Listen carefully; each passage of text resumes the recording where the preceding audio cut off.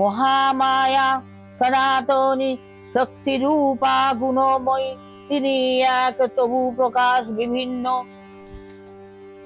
কখনো বা নির্মলা কৌমারী রূপধারিণী, কখনো মহাবজ্র রূপিণী ঐন্দ্রী, উগ্রা শিবদূতি নিমুণ্ড মালিনী চামুণ্ডা, তিনি আবার তমোময়ী নিয়তি।